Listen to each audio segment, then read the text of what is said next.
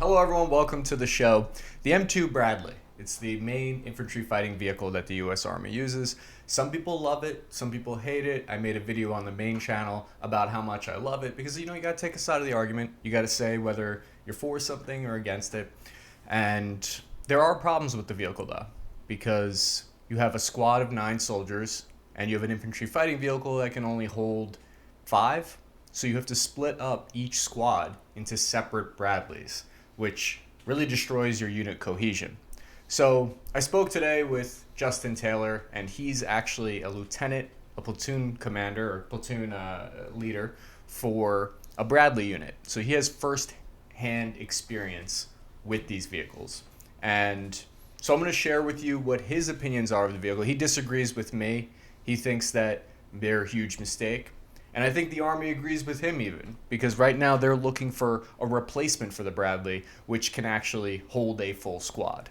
And if you look at places like Israel, they have the Namr tank, which can hold 9 soldiers. They basically took their version of the Abrams and just converted it into an infantry carrying vehicle. But that wouldn't work for the U.S. purposes, because the U.S. needs the vehicle to be lighter weight, because the U.S. military might be in Europe. They might be in places where bridges can't hold 70 tons of vehicle. So there is no easy answer, but I think that when you listen to the interview, you'll learn a ton about the M2 Bradley, and you'll learn about the 6.8mm program. We also talk about that. Really, the whole conversation is about the modernization of the Army.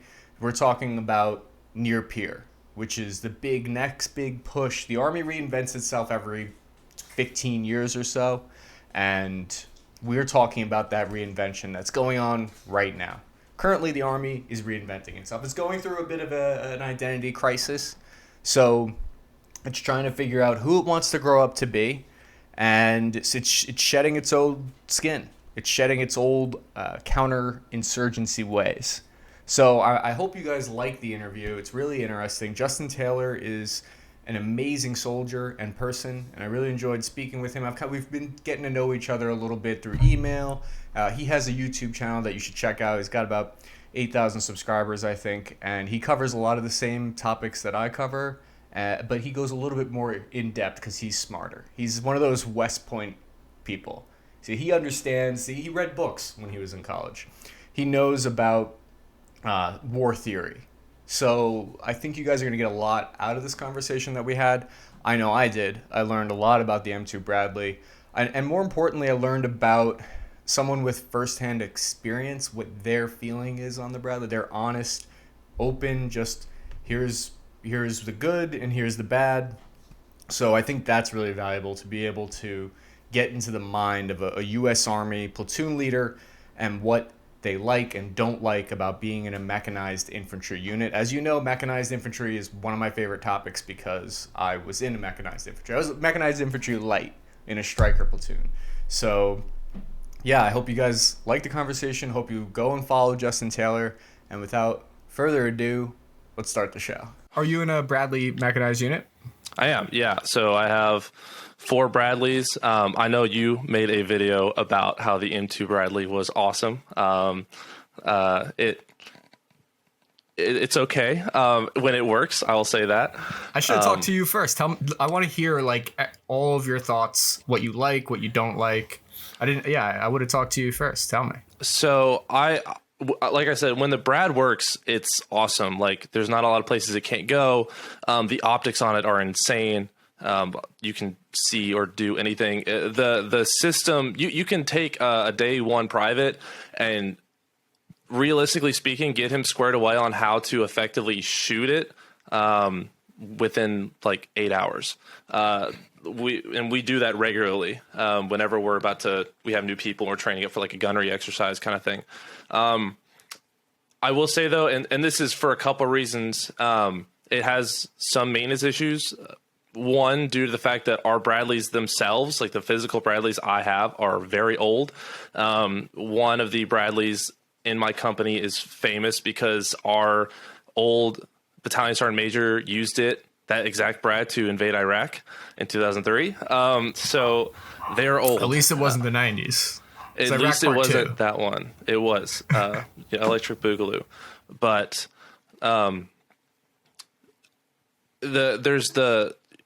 we also have like two different sides. So there's the good on the gun and good with the gun.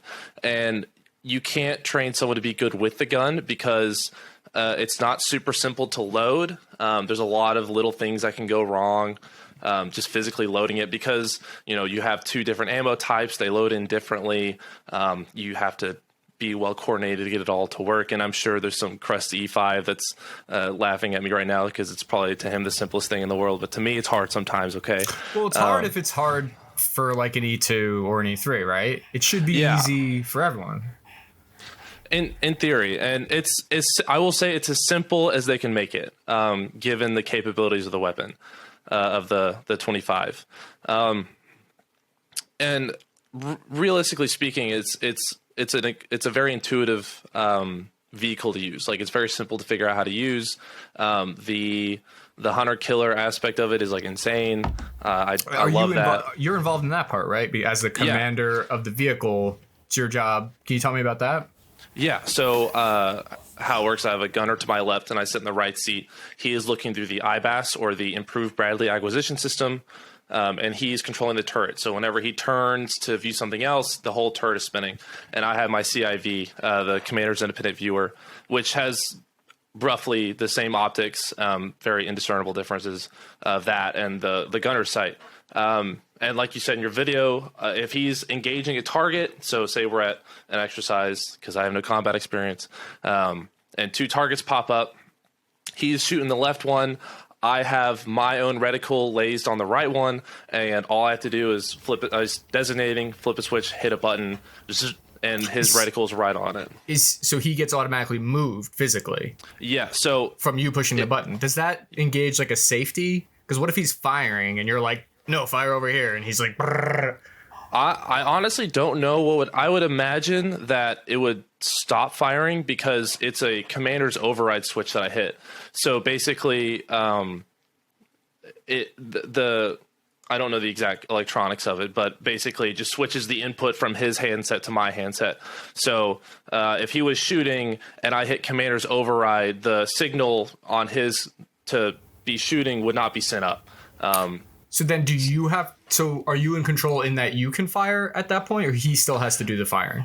No, so if it depends. So I can shoot, but primarily what I will do is I'll hit command, I'll say designating, and he'll usually let go of the thing entirely. And he'll still be looking through the sights. The whole turret will then swivel. That means I control it entirely. I can move the gun up and down. I can look around. I can do everything. I can fire with my own thing. But typically what we'll do is I swivel the gun. He's got eyes on. He confirms that he sees it. And I let go of commander's override, and then he engages. That way I can continue to scan while he's doing that. Actually, one really thing I've been wondering about Bradley units, and I actually couldn't find this information out when I was making the video that you're talking about. How does it work where the Bradley can't fit a full squad? So you're with a squad. You're the PL. You're not in a squad, but you have, I'm assuming, one of either first or fourth squad in your Bradley. Yeah. So are they split between two each squad, or how does that work? So and it's kind of like the curse of not having like a dedicated Bradley MOS anymore. But typically what we'll do is, depending on how many guys I have in my platoon, because this is the largest my platoon's ever been, having 40 people. But when I took it over, it had like 28 or 29. So it just kind of depends on the actual makeup of the platoon on that given month. But yeah, typically, so my job is to dismount. So we roll up on an objective. My platoon sergeant, as much as he hates it, does not dismount. He stays in the Brad, and I will dismount and typically keep whatever maneuver squad in my Brad, and then the other half of my section, so the 2-track, as we call it, so I'm the 1-track. So our 2-track would have any remnants of the maneuver element, and then probably starting to get the, whatever other guys need to dismount. It's kind of like on your own if you run like a support by fire squad, if you have enough people. But typically on like an MTOW kind of look, the Bradleys generally stay together. So if I need to dismount, who needs to dismount will dismount at once, and then squad leaders and me will emplace them, and then the Bradleys just stay as a support by fire. But yeah, you do have to split people up. It does get kind of a pain, like managing like who goes in what. Yeah, that sounds like it would fucking suck. Like, wouldn't you rather have a vehicle? So I obviously in the video, the reason I kind of took like a positive approach to the Bradley was because I feel like he gets so much shit that it doesn't necessarily deserve, like especially from the Pentagon Wars. And also, I'm a contrarian. I like to say what people don't like to hear. And if I make another video, what do I know? I can't bash something. So it definitely has its shortfalls. And for instance, like, why can't we make a armored vehicle that just has a whole squad in it, and I don't know, maybe has a 50 millimeter autocannon on it? Like, why can't we have that? I understand that it needs to go over bridges or whatever, but from my understanding is there's foreign vehicles that have that. Like, what would your dream mechanized infantry vehicle look like? Ooh, I think it would be, and I know this is an absolute pipe dream, but one that could fit a full squad, because not only in my Bradley do I have the dismounted soldiers that are going with me, but I also have, we call it the jump gunner. So when I dismount, my gunner gets into the command, like physically gets into my seat, and then someone else hops in to be his gunner, because someone has to, command. It gets what? Funny and what? Yeah. That's not. What are you talking about? That's a SOP for Bradley units. 100%. That is real life, and like when that's we're doing inappropriate. Like you're talking. What you're saying right now is it's inappropriate. I'm gonna have to censor all of it later. Trust me, it gets annoying, especially when you're like trying to cram. Like cramming 6 dudes in there is hard enough. Like let alone like anything else. But yeah, I guess like organizationally speaking, and just like formation wise, like full squad in one vehicle would be amazing.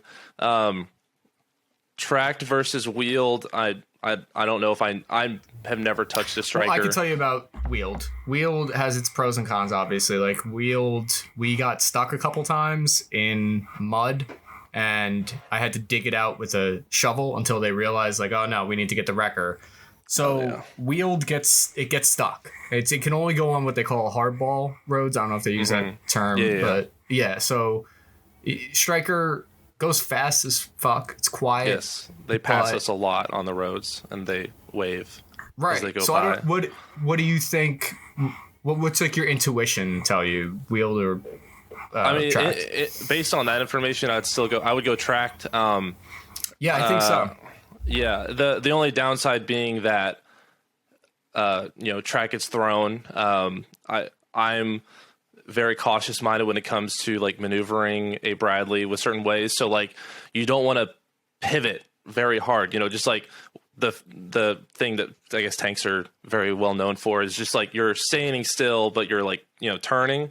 That is a very quick way to, given the terrain you're on, to throw track. And if you throw track, you are having a very bad day.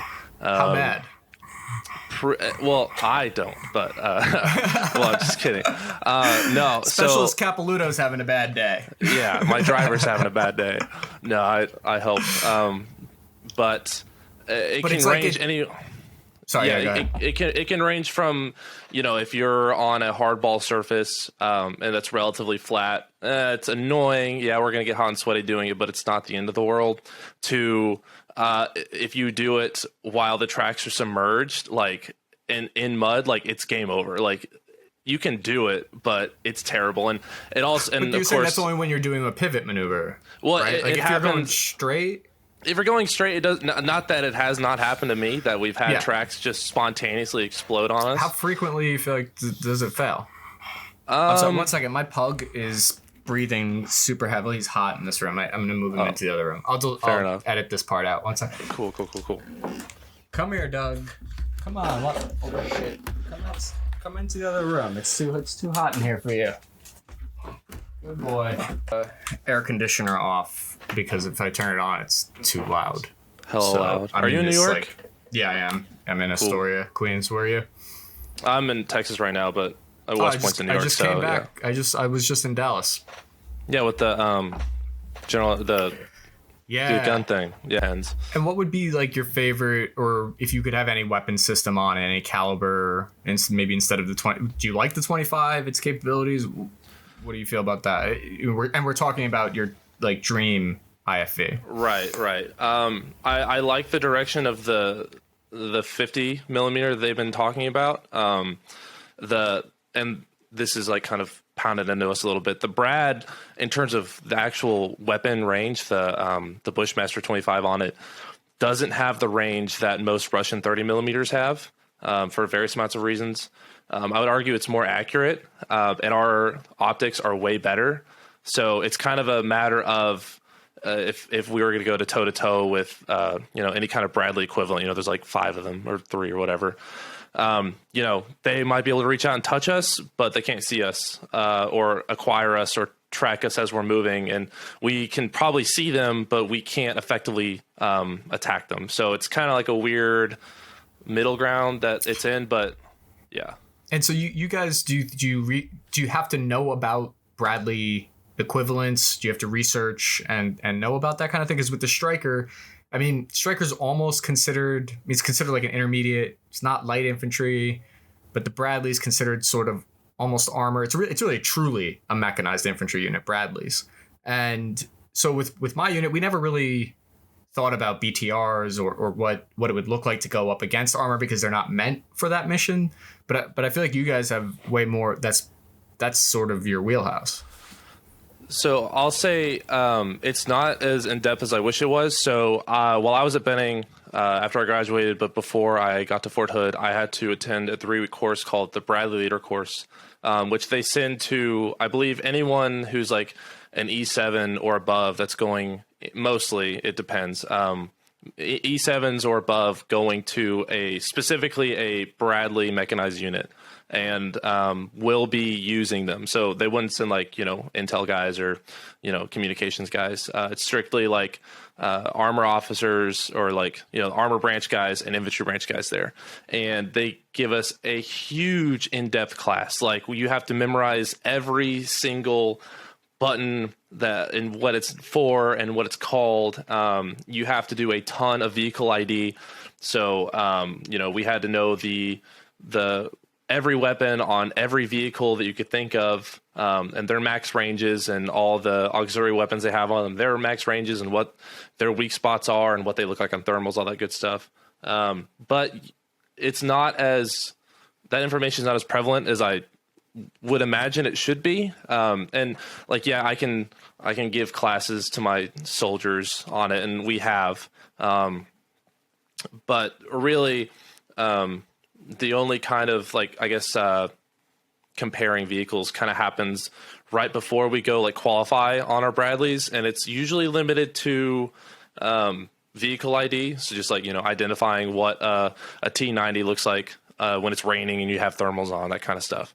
But that kind of stuff is not as prevalent as I wished it was. I wish there was maybe a more condensed version. Yeah. That gets us into something that is supposedly on the forefront of like what the Army's thinking about nowadays, which is the near peer conversation. Is that what? So I've been out for like a decade, and I want to understand, sort of get more of like the pulse of what the Army thinks and what people are talking about. When I was in, everyone was talking about the 6.8 millimeter, the 6.8 millimeter NGSW.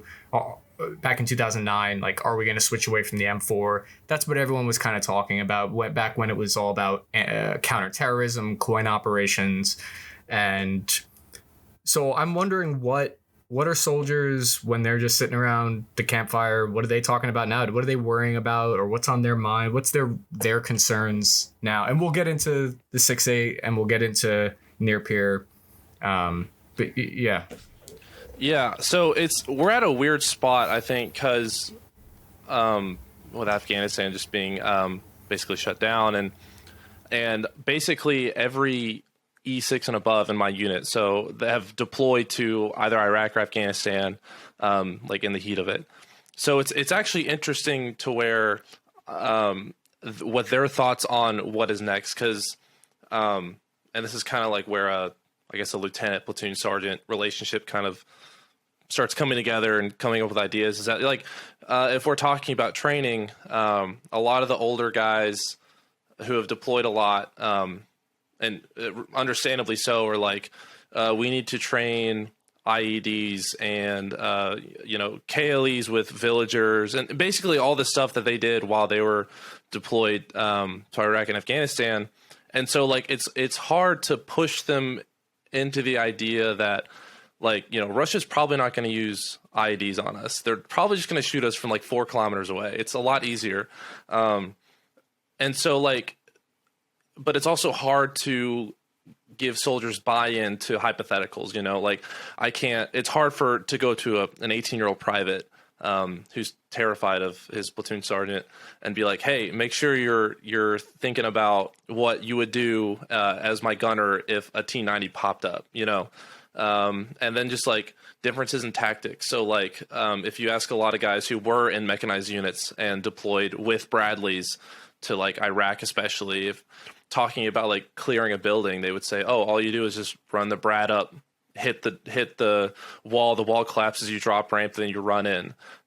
Things that would work, in insurgency, Middle Eastern kind of ideas, but not necessarily, again, if we're going up against peer, near peer kind of stuff. So it's a weird time right now. And I think the Army is like, from my lowly platoon leader perspective, is trying to shift a lot of that stuff, in terms of training equipment, the new rifle qual, that kind of stuff. Just like things that kind of build a more like dynamic kind of thing, being prepared for anything versus very specific kind of things. And but yeah, it's a weird spot, and it's hard to give buy-in on one. I have never deployed to any of those places, kind of thing. I think the Army, I mean, they just broke up with Afghanistan. They're having this like identity crisis. They're not sure they should hit the gym. They should maybe get back out to the bars, maybe meet other countries that they can invade. It feels like a classic identity crisis. It's a transitionary period, and the Army's, it feels like they're not quite sure what direction to go in, and so they're dipping their toes in different waters. They're like, do we want a replacement for the Bradley, or is that too much change too quickly? Is the Army making a massive change here? Does it seem like a big shift? Are people talking about it, or is everyone just... So I can say that people are definitely talking about it. I know that at least at all the officer schools that we have to go to is like, lieutenants and captains and majors. That is like the main focus now. It's like called large scale combat operations, basically shifting away from like assuming that everything's going to go right all the time, to like, hey, like if we're going up against whatever country that, is technologically advanced, even a little, radios are going to break. They're going to have drones. They're going to have smart munitions. They're going to have night vision, and they're going to have this, that, and the other. So it's like anything else in the Army, I think. It's starting at a higher level, and it's slowly trickling down. So kind of where I find myself is trying to take that and apply it at a smaller level. And people are definitely talking about it.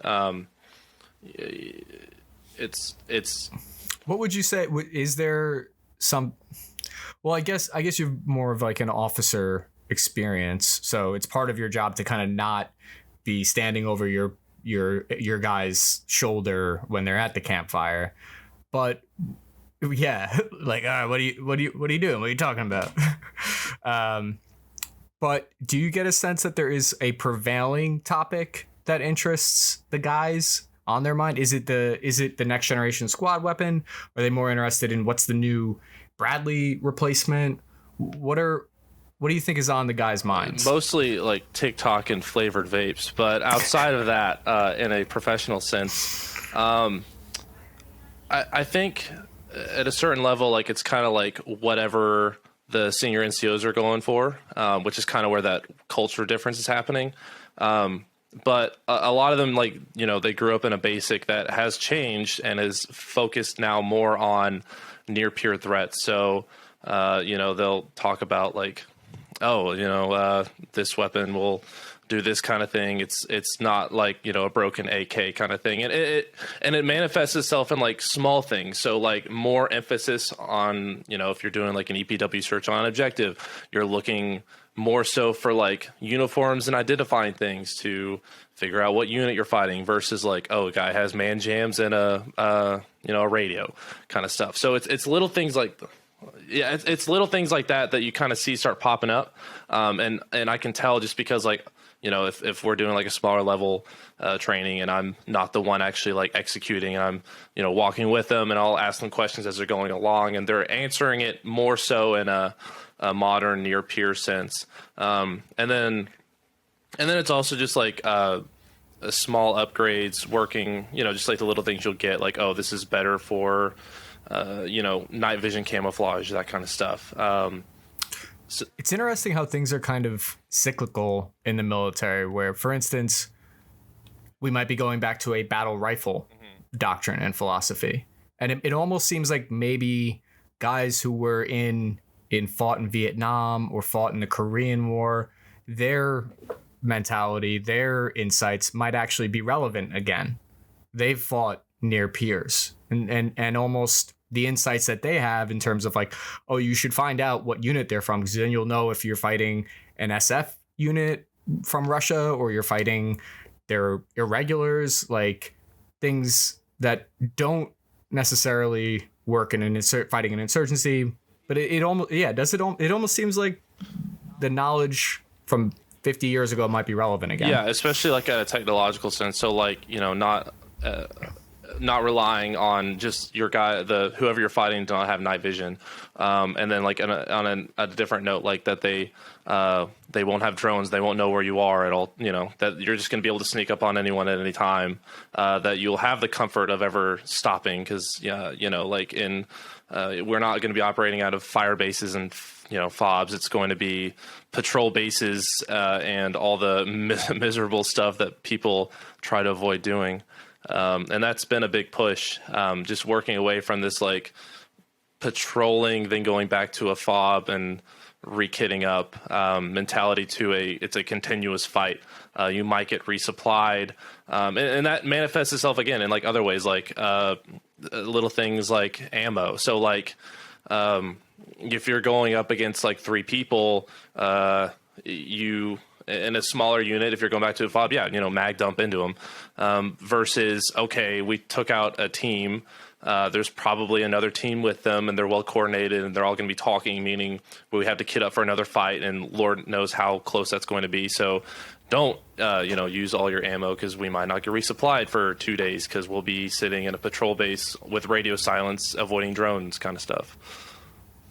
And in that way, it really is unfortunate that the Army's gotten so soft, because I mean, when you look at it in terms of that, being able to go back to the patrol base, even if that patrol base sucked, that's still a luxury compared to being on the move, being in a ranger grave, you know, sleeping there.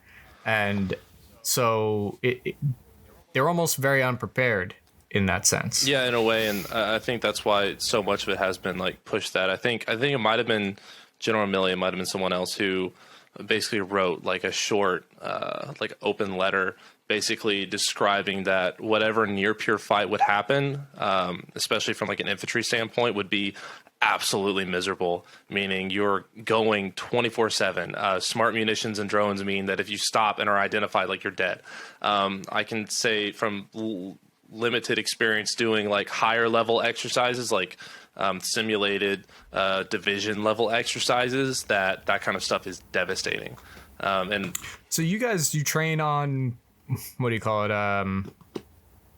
not full spectrum, but when the branches work together, combined arms, combined ops. Yeah. So I've heard people have mentioned that maybe other countries don't train on combined ops in the way that the U.S. does. Do you see combined operations mentality? Yeah, I mean, like, I will say though, as a ABCT, so an Armored Brigade Combat Team. The whole idea behind that is we are self-sufficient. Like in theory, my battalion can do everything it needs to do by itself, which is kind of the whole point, because we have infantry and armor in my unit combined. But at a larger scale, definitely, like, the other day my buddy was sending me Snapchats of he was doing some training, and A-10s and F-18s were flying over. So it depends on kind of where you're at in the fight. But yeah, and also, like, we also train as if we do have those assets. So I might not physically have an A-10 that I can use for training, unfortunately, as cool as that would be, and as much as I want that. I have the manual that says how to do it. So and it's encouraged, and I do it with my guys to, we'll practice like we do have it, and we'll, adjust from there. Or like, okay, we had it, now we don't have it. So kind of like, again, it's one of those things that's like slowly adjusting. So like exercises are being pushed to like a higher level to encourage that kind of stuff. So making sure that every part works together with every other part, not just like each person works well as as an individual kind of thing. But yeah, there's definitely been a push, and it's good to see, actually. Do you have thoughts on do you think the M4 is not long for this world, or do you think that it does the job, or what are your thoughts on the NGSW program? Well, I won't miss seeing the constant Army Times front pages saying that we're getting a replacement M4 for the last 7 years. But I think, like, in terms of like capabilities, like, absolutely, it's great, and it's one of those things, like, we've been training as if we're just going to keep fighting dudes that don't have body armor and kit. So naturally, like, things have to adjust. So I think like intention, like, it's great, like it's good to have it really reinforces to the guys that, like, helps build buy-in of a near peer threat, because, like, hey, you are getting this weapon and this ammunition specifically to defeat a guy who has a kit that's comparable to yours. And by the way, his weapon can just, tear up your body armor like it's not even there. So it's good to see. I guess my only concern, and this is like a organizational thing, is that, and it's been happening slowly, but that the level of training that we have access to, so like in terms of like support from whatever powers that be, allow us to like train up to those capabilities. So like if the new weapon can fire twice as far as an M4 effectively, it's not just like, oh, Private So got lucky and hit a target from 600 meters away. If that is something that can normally happen, then training at like a larger level has to be like catch up to it. Otherwise, like, we're not reaching the full potential of a potentially amazing weapon system. So, which is hard, just for like simple things. Like, you're not going to find a lot of ranges that you can easily set up or easily go to that can shoot out that far.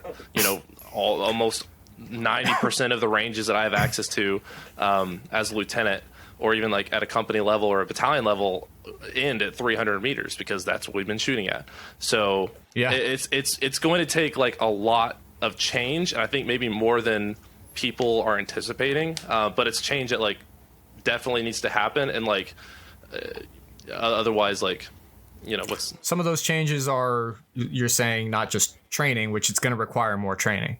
Like, it's a lot. It's no matter what weapon system they go with, if they do go with 6.8, it's a lot more recoil, and it's going to require a different understanding of trigger pull, because all these triggers, they pull differently, which is going to change the fundamentals of the training that you're talking about.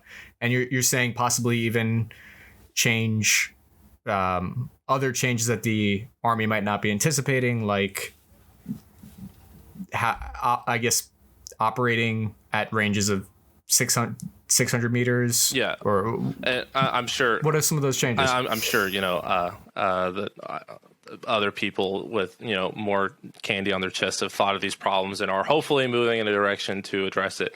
But it's also things like a multi-powered scope. Like you either have an ACOG or you have an M68. You either have a 4x zoom with a little chevron or you have a dot. I mean, sure, I have soldiers that, go out and buy their own stuff and train on their own free time with their own AR-15, but I can't really, the cool guys. I cannot rely on that, to keep going. So like, it's going to take a lot of, naturally, like anything else in the Army that changes. The CCO, the way I had the CCO, and I felt like it was the type of optic that even if you had a soldier who didn't really care, like he was in the Army and he was in the infantry, but he wasn't the guy reading the Ranger handbook. That guy could still learn the CCO, no problem, and he could hit targets at 300 meters. But so I tried the ACOG twice only.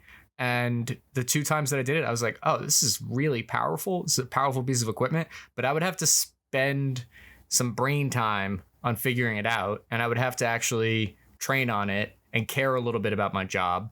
So I can imagine that, like an optic that gives you that variable 1 to 6 is going to require even more skill, and it's going to require soldiers to actually kind of care even more. Yeah, and definitely, I'm sure people were saying this when, everyone was just using fixed iron sights and we were switching over to ACOGs and red dots. So this is nothing new, and I'm not too worried about it. But it just so happens that this time around I have to help facilitate the change. But I would even say that the CCO is easier than iron sights, though. I would agree, but I'm sure my grandfather would slap me in the face for saying that. So, right? Yeah, I guess. Yeah, it is. It does involve a different level of even zeroing it, which some can't even figure that out.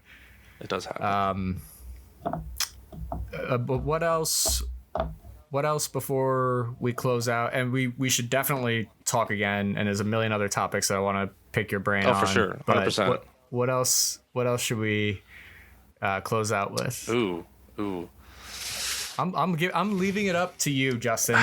It is the dealer's choice. It is what's on your mind. I guess one note for people who have watched it this far, and this is slightly unrelated, but something I wanted to get out. I'm sure that as a West Point lieutenant, as a platoon leader, I'm going to get like a ton of jokes, hopefully, made about me. My only request is that they are unique and things I haven't heard before. So I would hope, guys, be fucking creative. Yeah. with your insights. I want my soul just destroyed reading the comment section. Hopefully we get there. Because if I have to read, because obviously I get them enough on my channel. If I have to read one more, did you get lost on your way to find the camera to film this video? I'm going to rip my own head off. And that only happened once. Officers get an undue amount of crap for that. Maybe, yeah, for getting lost. But I'll never question the motives of a soldier who wants to make fun of officers. I make fun of officers too. It's too easy a target, I think. That's a great attitude to have about it, I think. Justin Taylor, what's your YouTube name for people who want to look that up? Yeah, so my stuff, my YouTube is just my name, so Justin Taylor, it'll pop up. I think there's a couple other Justin Taylors. One posts music videos about like pipe layers, like people who like lay pipes, like oil pipes. And then I think the other Justin Taylor, and this pisses me off, he has like almost as many subscribers I have, and all he does is post Yu-Gi-Oh audio clips from like a video game. So guys, that's our guest next week is the Yu-Gi-Oh right. Justin Taylor. You got the wrong one on this week. He'll be on. Yeah. But yeah, my YouTube is just Justin Taylor. It'll pop up. It's a picture. The profile picture is me with tears going down my face that I drew on with my helmet and stuff on. And there's a funny story behind the picture I can tell you later. And then I'm on Instagram, but it's at formerly Talyor, so formerly and then Talyor, and it's purposely misspelled. I didn't mess that up. Not that I don't mess things up, but. So those links will be in the description. And it'll also be in the comments for you guys to just click easily. So easy to click it. Just click, go subscribe to Justin's YouTube channel. He has great content talking about these topics, and I'm a big fan of it. So you guys should please go check it out. And thank you for Thank you for having me. Thanks for coming Oh, on. thanks for Justin. having me, dude. This was a blast.